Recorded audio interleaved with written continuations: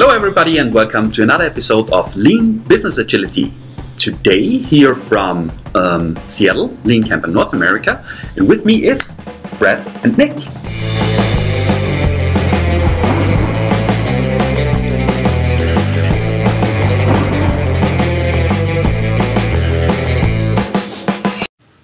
Hi Fred. Hi Nick. Hi. Yeah. I was very impressed about your presentation yesterday. You were talking about a huge transition. Yeah, I think it was a government agency, right? And it was a quite huge environment. So could you just explain a little bit about the environment? Basically, yeah, it's a government agency with 12,000 employees, with about 1,000 in IT. So we've been working on that transformation for close to four and a half years. How did you start this journey? The initial request from the client was, we want to be agile, so we want you guys to go to the teams and make agile teams, and we're going to be agile. Mm-hmm. So that was the starting point. So the metrics that they were using was really the number of agile teams. So 150 teams and every team needs to be agile. That sounds like a good contract for a consulting company. Yeah. So you can train really a lot. So how did this work out for you? So we weren't getting success in the sense of we were progressing through the organization, but we were often talking about the outcomes. What are the results of all of this? And the result was, well, how many teams do we have that are now agile? Yeah, okay, but what else? What's the end results? After a couple of years of investment on the client's part in this transformation, and eventually it had up to a lot of money on their part. We put in a couple of millions of dollars, and so higher up we're starting to ask, well, what did we get out of this?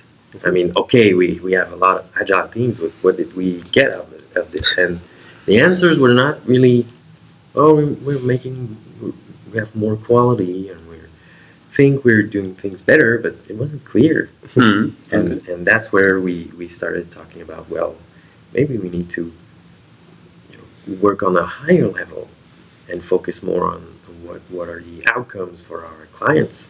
And then about a year ago, we started talking about organizational performance and what does that mean, and what does it mean for clients and customers at the end of the value stream. So we started having these conversations, and we went towards portfolio management, which is what we talked about in our talk yesterday.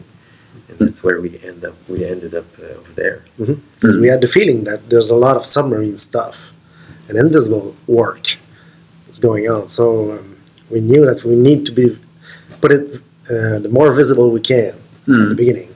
And it was a good start. There were 150 teams doing some agile magic somewhere in this organization, and you didn't see the results you wanted to see. What was the problem?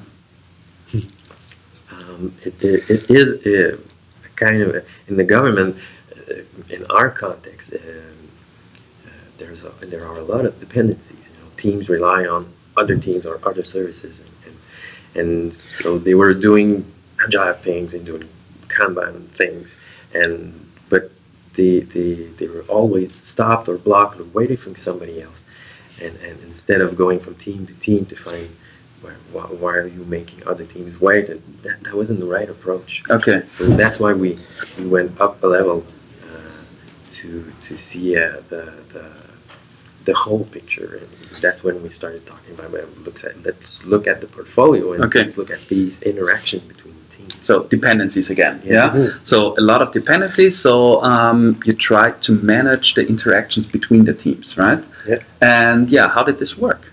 Where did you do this?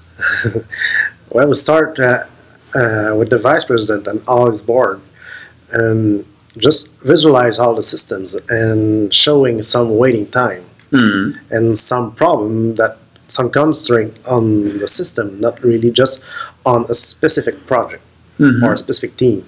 There are some problems that they were constant with all the projects and all the teams at the same time. So it brings light. Yeah, okay.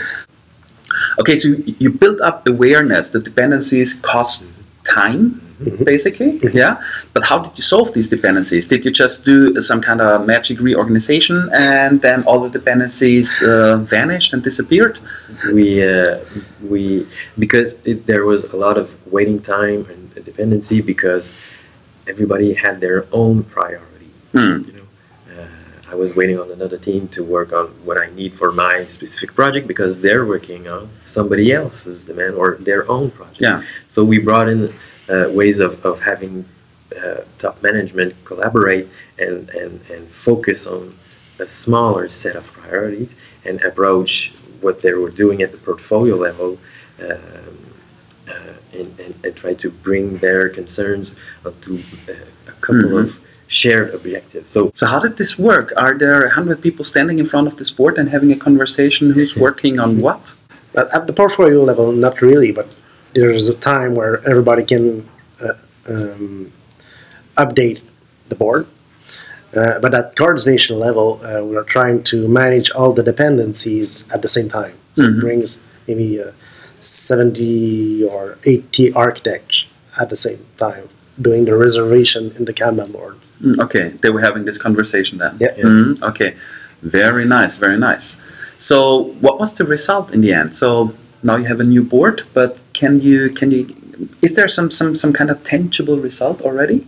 We worked really on changing the culture at first. So collaborative governance is not something that they were used to doing. Okay. So we put them in a room and have strategic people talk about priorities together and vote on what's going to be the value of things and have them prioritize together. And that's when one of the executives said, well, we reached a point of no return. We cannot do anything that we did before this. We cannot go back from this point on. And that was a great moment. Just not have one transformation hero. Now we have a direction team engaged in the transformation, which is quite different. Okay, so some kind of alignment to the stuff. And focus. And focus, yeah. And there was so much into the culture and people were assuming things. Because when we said we're going to bring the management team into a room and have them have discussions on what has value and what doesn't have value, everybody we talked to said, oh, they're going to end up punching themselves. It's going to be constant fighting and it's never going to work. And how it played out was completely the opposite.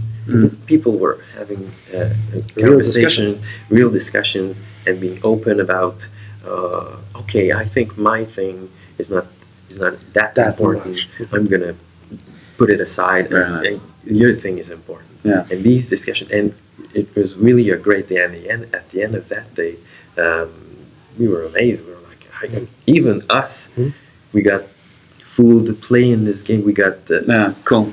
Thinking in the same way, and we were impressed of how they did it. So that was fun. Yeah. You're now on this journey for 4 years, right? So if you just recap these 4 years, what are your, let's say, takeaways? And I mean, 4 years, you did quite a lot of learnings. What would you do different today if you start a journey like this? Run, don't do that. Takeaway, don't do it. Seriously. We're focused on making agile teams. That's what the client said. So he said, we want to be agile.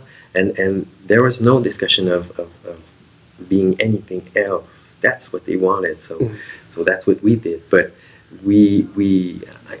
if we had to do it again, I would try to bring that conversation on towards why are we doing this and what are the outcomes. And even if the door isn't open, just having that conversation a little more often and bringing it to the clients in a better way, just to have them, make the shift because in these 4 years, somewhere along the way, the client shifted and said, okay, we need to go at a higher level. So maybe it would have happened maybe 6 months earlier or a year earlier. Yeah, maybe bring this conversation about the whole system thinking a bit before should be better.